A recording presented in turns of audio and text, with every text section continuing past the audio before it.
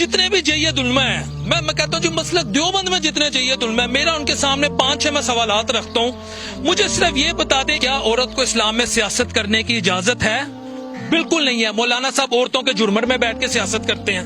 میرا دوسرا سوال ہے، جس جمہوریت کا مولانا صاحب راگ لاپتے ہیں، جمہوریت خطرے میں، جمہوریت خطرے میں، جمہوریت خطرے میں، کیا اس جمہوریت کی اسلام میں کوئی گنجائش ہے؟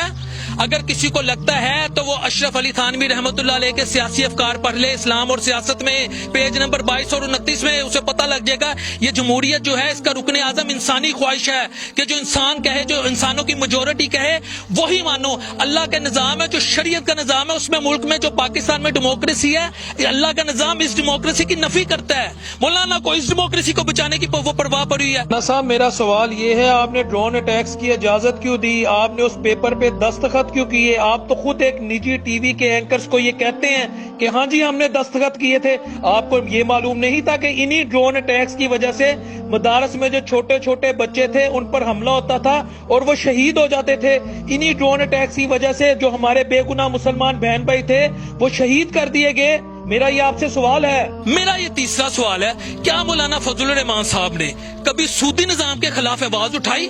کیا انہوں نے کوئی ایسی ٹیم تشکیل دی جو معیشت کا ایک ایسا نظام دے سکے جو سودی نظام کا نیم البدل ہو؟ میں یہ آپ لوگوں سے پوچھتا دی. پھر میں پوچھتا ہوں، ٹی وی میں خواتین اینکرز کو جو بے پردہ ہوتی ہیں ان کو انٹرویو دینے کی اسلام میں کوئی گنجائش ہے؟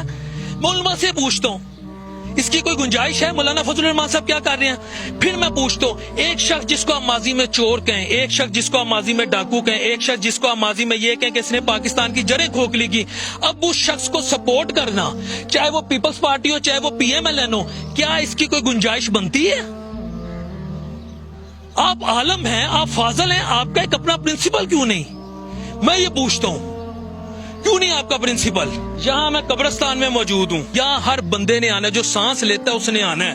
میں ادھر کھڑا ہو کے کہتا ہوں مجھے مولانا سے کوئی ذاتی اناد نہیں ہے.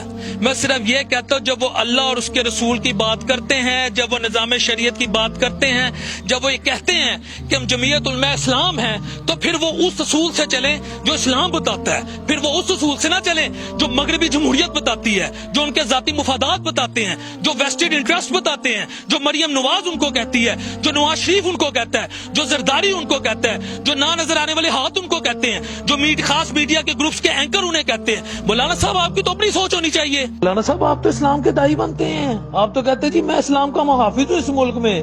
تو مجھے یہ بتائیں جب بلاول بھٹو زرداری یہ کہتا ہے کہ جی ہم اویسی نہیں ہونے دیں گے، تو آپ کو تو چاہیے تھا کہ بلاول کو اس بات پر شٹ اپ کھول دیتے کہ ٹھیک ہے عمران سے اختلاف اپنی جگہ، لیکن اویسی کا کہ اس میں تعلق آ جائے.